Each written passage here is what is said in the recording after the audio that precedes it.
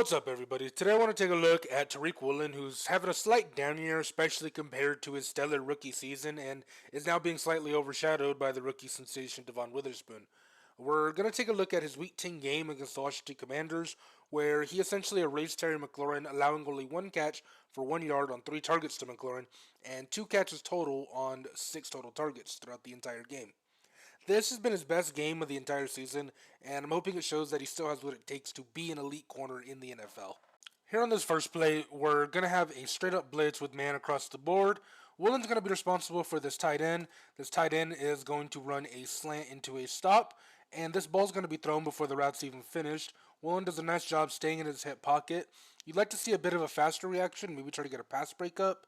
Now, what's really unfortunate about this play is Woolen then gets dragged another 5 yards for a first down. You'd really like to see him make that tackle, but it is good coverage.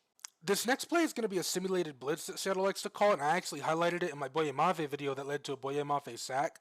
It's where they're going to send a defensive back to make it look like a blitz, but this defensive lineman is going to drop into coverage, so it's just a standard 4-man rush. Well, it looks like this side is going to be all manned up. This safety has this tight end. Woolen's responsible for one, and Mafe is going to take whatever comes into the flat. And you're going to see this tight end curl, which is going to send the safety having to break on this. Mafe has the flat, and Woolen is going to be following Dotson wherever he goes. Down here, this looks like a triangle read. Witherspoon's down here off screen a little bit. And what happens is Mclauren, if he breaks inside, Wagner's going to have to take him. And if he continues up this post, then Diggs has to follow him. But for some reason, Diggs bites too hard on this flat route down here that Witherspoon's responsible for. And Mclauren's going to get right behind him, which is going to lead to a coverage bust. And that should be a wide open touchdown. But what happens even over here is also catastrophic because Mafe gets distracted by Sam Howell scrambling, lets Brian Robinson get in behind him, realizes his mistake far too late. Brian Robinson is wide open, and this is going to lead to a touchdown.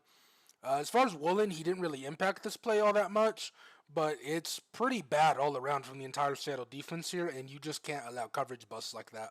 Up next, we're going to have this outside run play from Washington, and it's going to go up here towards Woolen's side. And the nice thing about Woolen is his arms are so long, he's able to get into this wide receiver's chest without being moved off his spot at all. The running back's going to run right into him, and that's going to lead into a tackle.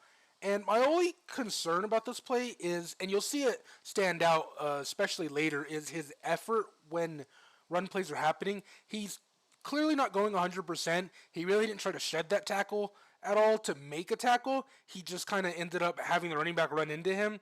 And this is really concerning, especially when you consider division rivals like the Rams and the 49ers who love outside zone.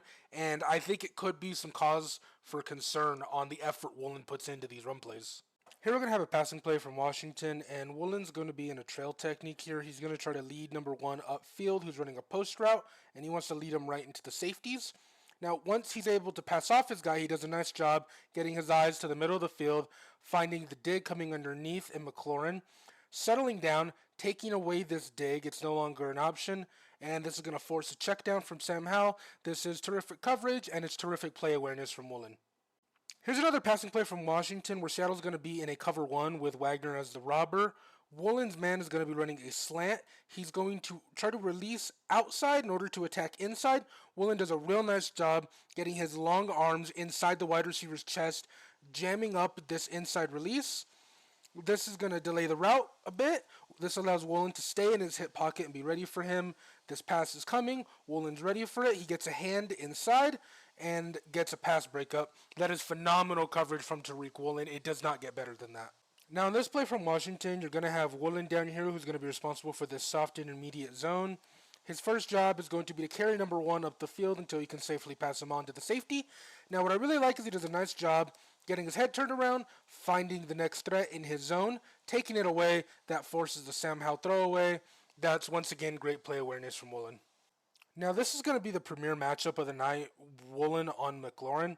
And Mclauren's going to release this route from the slot, which isn't going to allow Woolen to use his extremely long arms. He's going to release outside, attack upfield. Woolen is able to use his speed to recover, stay with Mclauren. He gets his extremely long arms up over Mclauren's helmet. And even on a throw that I don't think is too bad, he forces a very tough catch from Mclauren that he's unable to make. And that's just great coverage from Woolen, and that's exactly what you want to see when you put him on a top receiver in the NFL. This is going to be the start of a stretch of plays where Woolen gives zero effort on runs. This run's going to be directly up the middle. The running back's actually going to end up making it through all this junk. Woolen sees him, end up making it through all that junk, and he has nothing to do with that tackle. He wants nothing to do with that tackle. There was no effort given on this play. Now you're going to see on the next play, this is going to be a read option where Sam Howell's going to take it up the middle. Woolen's going to be down here. He's at least going to flow to Sam Howell, but there's no urgency here. There's no effort. He could push this pile down right now. There's nothing happening from him. The silver lining of this play is Woolen actually ends up recovering a fumble because of that poor effort. And then lastly, you're going to have this outside run to Woolen. And again, he's just going to extend his arms. That's all he's going to give here. He's not actually going to make an attempt, except he does this time. And it is the worst attempt you've ever seen. There was no tackle to be made there. Brian Robinson just shook that off. The effort he gives on running plays is serious cause for concern. This is going to be Woolen versus McLauren part 2, and Woolen's going to be in this off coverage. McLauren is going to push him upfield, and because of the off coverage, he's going to settle down for a comeback. And Woolen is going to be able to plant his foot in the ground, make a break on this, get in front of McLauren all before the ball gets there. This is going to force a tough catch. That leads to an incompletion. That is a phenomenal pass coverage rep from Tariq Woolen. Now, this passing play from Washington, Woolen's going to be lined up in off coverage, and he's going to be attacked with a quick out route, which is usually very good against this type of coverage, but Woolen is able to use his blazing speed to close this gap between him and the receiver. He would actually pick six this had Witherspoon not tipped it, but instead it's just an incompletion. But this type of play shows exactly what a scary playmaker Woolen can be on the defensive side of the ball. Now, on this final play, Seattle looks to be in a cover 3 match where they're all going to be in their zone assignments until the first cut, and then they'll man up accordingly. Woolen's guy is going to take him upfield. Then, once he cuts, Woolen is going to cut with him, stays right in his hip pocket. It's almost as if he's baiting this throw, the way he speeds up as soon as the ball's thrown to get right in front of this receiver, forcing what is going to be a tough catch. That leads to an incompletion. That is a phenomenal coverage rep from Woolen, and that is exactly what you love to see from him. My final thoughts on Tariq Woolen are pretty brief. I want to start out by saying he's definitely still capable of being an elite corner. He is still excellent in coverage, and he uses all of his tools to erase wide receivers. He has extremely long arms at 33.5 inches, which he uses to get into the frame of receivers, disrupt a lot of timing routes, as well as being helpful during pass breakups. He still has his great speed and great agility to cut with wide receivers and stay in their hip pocket and stay with them step for step. You know, he's still very explosive, which we all knew he was from his combine. The only knock I have on Woolen is, man, he can't tackle, and sometimes he doesn't even try to tackle. You know, he avoids contact and he shows poor effort during running plays. And it's not the end of the world because most corners aren't known for their great tackling, but it's a real concern for the teams he's going to see in this division, the 49ers, the Rams, who all make their living on outside zone schemes, and they could look to target him specifically with the kind of effort he gives on running plays. But overall, I think, and especially for this Washington game, that he had a fantastic game, and I'm convinced he's still able to be the premier shutdown corner we saw in his rookie year.